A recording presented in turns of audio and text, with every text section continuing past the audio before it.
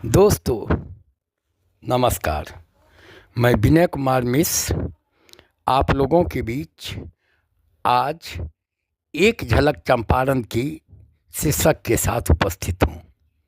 ऋषि मुनियों, संत महात्माओं, दार्शनिकों, क्रांतिकारियों, समाज सेवियों, तपस्वियों, साहित्यकारों एवं कलाकारों की दिव्य भूमि के रूप में चंपारण का नाम प्राचीन काल से चर्चित रहा है। उनकी पुनीत प्रेरणा के फलस्वरूप आज भी चंपारण सुनिनादित एवं सुभाषित है। पुराणों ने भी इस पावन भूमि की गरिमा गाथा को के गुणगान में कोई कसर नहीं छोड़ी। विष्णु पुराण तथा बृहद पुराण में चंपक अरण्य है। चंपक अरण्य के रूप में वर्णित गांवों को चंपारण के रूप में जाना जाता है। यह वसुधा चंपारण वैदिक काल में राजा उत्तानपाद के क्षेत्र तपादुहु सुहु के नाम से भी उनके संत पुत्र ध्रुव के चलते जाना जाता है। विश्व वाङ्मय का प्रथम महाकाव्य रामायण जो आदि काव्य के रूप में विख्यात है, इसी चंपारण की पावन भूमि की देन है। संग्रामपुर के बारे में ऐसा कहा गया है कि अयोध्या के राजा श्री राम के पुत्र लव और कुश ने यहीं पर अपने पिता से युद्ध किया था। इतिहास के ठोस प्रमाण के साथ ऐतिहासिक वर्णन में यह स्पष्ट परिलक्षित होता है कि चंपारण राजा विदेह का क्षेत्र था। राजा विदेह के बारे में आधुनिक मान्यता है कि राजा जनक महाज्ञानी थे और उन्होंने ही उपनिषद की रचना की। राजा विदेह के बाद चंपारण वैशाली के लक्ष्मी गणतंत्र का एक हिस्सा बना। मगध के राजा अजातशत्रु द्वारा पराजय के बाद वैशाली के अधिकार का यह क्षेत्र मौर्य राजाओं के अधिकार में आ गया, जिसका वर्णन नंदनगढ़, अरेराज, रामपुरवा, लोरिया, नंदनगढ़ का अशोक स्तंभ एवं केसरिया के भव्य बौद्ध स्तंभ में आज भी स्वर्णाक्षरों में वर्णित है। भारत भ्रमण पर 629 से 644 एडी के बीच आने वाले दूसरे चीनी यात्री हुएंगसान इस धारा से होते हुए जब स्वदेश लौटे थे तो उन्होंने कई पुस्तकों का अनुवाद एवं लेखन कार्य किया। उनकी पुस्तकों में भी यह तथ्य मिलता है कि शुंग, कर्ण एवं राजपूत के बाद तीसरी सदी एडी में गुप्त साम्राज्य का हिस्सा बना। चंपारण पुरातत्व खुदाई एवं जांचोपरांत तिरहुत के साथ राजा हर्ष द्वारा अपने राज में शामिल होने की बातों की पुष्टि की। महाकवि कालिदास के प्रसिद्ध ग्रंथ कुमार संभवम में हिमालय के भव्य एवं दिव्य सौंदर्य का जो वर्णन मिलता है, वह प्राचीन चंपारण का ही एक भाग था। इसी आर्ष परंपरा के मुनियों में महर्षि वाल्मीकि, महर्षि याज्ञवल्क्य, जनक, भगवान बुद्ध, महावीर, जैन आदि के नाम नमनीय हैं। मध्यकाल, अब मध्यकाल की बात करते हैं। मध्यकाल में चंपारण की क्या झलक थी? मध्यकाल में चंपारण मुस्लिम साम्राज्य में बंगाल के सूबेदार गयासुद्दीन के अधिकार में 1211 ईस्वी से 1226 ईस्वी के बीच रहा। सिमरौन के राजा नरसिंह देव गयासुद्दीन राजस्व असूली करता था। 1323 ईस्वी में गयासुद्दीन तुगलक ने तिरामुक्ति नाम से जानने वाले तिरहुत क्षेत्र को सुगांव के ब्राह्मण राजा कामेश्वर ठाकुर के अधीन कर दिया और ब्राह्मण राज की स्थापना हो गई। फलस्वरूप सिरमौन के अंतिम राजा नरसिंह देव को पड़ोसी देश नेपाल भाग जाना पड़ा। 1764 ईस्वी में ईस्ट इंडिया कंपनी ने चंपारण में बंगाल के साथ विस्तार शुरू किया और अंग्रेज राज की बुनियाद रखी। 15वीं सदी में ब्राह्मण वंश के एक राजा ने चंपारण में अपनी राजधानी बनाई, जिसमें पृथ्वी सिंह, शक्ति सिंह, मदन सिंह ने शासन किया। इसी बीच 1496 ईस्वी में बंगाल के सुल्तान ने 1530 ईस्वी में नसरत शाह ने आक्रमण कर राजा की हत्या कर दी। तब से चंपारण सहित संपूर्ण तिरहुत पर मुसलमान का साम्राज्य स्थापित हो गया। अकबर के शासनकाल में चंपारण पर जमींदारों का शासन था, जिसमें अकबर के दरबारी जमींदार उदय कर्ण सिंह प्रसिद्ध थे। इनकी जमींदारी बेतिया राज के नाम से जानी जाती थी। इसके बाद यदुराय, इसके वंशज ही बेतिया राज के उत्तराधिकारी हुए। अकबर के शासनकाल में ही तोडरमल के निर्देशन पर चंपारण का कर निर्धारण हुआ और चंपारण का नाम चंपारण सरकार हुआ। बेतिया राज के प्रथम राजा उग्रसेन सिंह बताए जाते हैं, जिन्हें मुगल बादशाह ने 1627 ईस्वी में बेतिया का राज सौंपा था। 1559 ईस्वी में उन्हें मरणोपरांत राजा गज सिंह को सिंहासन हासिल हुआ। 1664 ईस्वी में उसके पुत्र दिलीप सिंह को उत्तराधिकारी प्राप्त हुआ और राजा स्वर्गवासी हो गए। राजा दिलीप सिंह के स्वर्गवास के बाद उनके बड़े पुत्र ध्रुव सिंह गद्दी पर बैठे। 1766 ईस्वी में रॉबर्ट वाट्स के नेतृत्व में अंग्रेज सेना ने चंपारण में मार्च किया। छिटपुट विरोधोपरांत जहां स्थानीय राजा एवं जमींदार अंग्रेजी सेना के सामने घुटने टेकते गए, वहीं बेतिया के महाराज जुगल किशोर सिंह ने अंग्रेजी राज्य की अधीनता स्वीकार करने से इनकार कर दिया। इस घटना के परिणाम स्वरूप भीषण युद्ध के बाद राजा युगल किशोर सिंह, जिन्हें पराजय का मुंह देखना पड़ा, 1769 ईस्वी में श्री सिंह प्रतिरक्षार्थ बुंदेलखंड भाग गए। अंग्रेज शासकों को चुंगी वसूलने में जगह जगह कठिनाइयाँ एवं कदम कदम पर विरोध का सामना करना पड़ता था। कम वसूली होने के कारण ईस्ट इंडिया कंपनी को घोर घाटा का सामना करना पड़ा। राज्य की अर्थव्यवस्था चरमरा गई थी।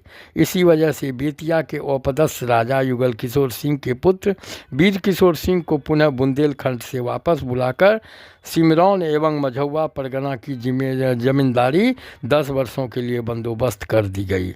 मध्यकालीन साहित्य एवं संस्कृति के क्रांतिकारी प्रतिनिधि संत कबीर ने इसी चंपारण की धर्मभूमि एवं पावन भूमि को अपना क्षेत्र बनाया। कबीर ने अपने प्रधान शिष्य भगवान गोस्वामी के साथ चंपारण का भ्रमण किया और 15वीं सदी में भक्ताई शाखा का प्रथम मठ चटिया बहरावा में नारायणी नदी तट पर स्थापित किया। यह सूचना मिलती है कि अंग्रेज के फौजी गद्दार जंग बहादुर गोरखा के साथ लखनऊ जाते समय 1 माह तक बंकटवा हिरोती में छावनी डाले रहे। यह ठहराव अकारण नहीं था।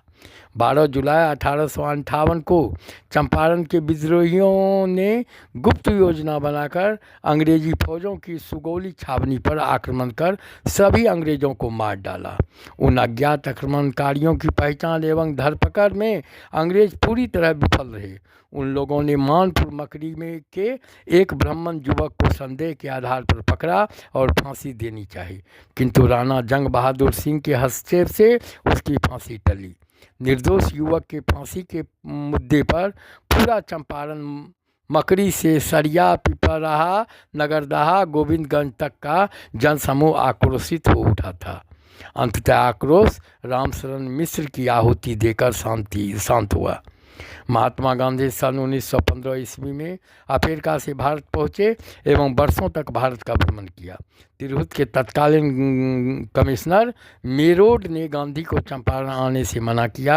12 अप्रैल 1917 को विल्सन ने दक्षिण अफ्रीका के नायक के कारण उपद्रव फैलाने की आशंका जताई। जनता का यह हमदर्द सच्चाई जानने आया था, जिसे गोरे अमन चैन के लिए खतरा मान रहे थे।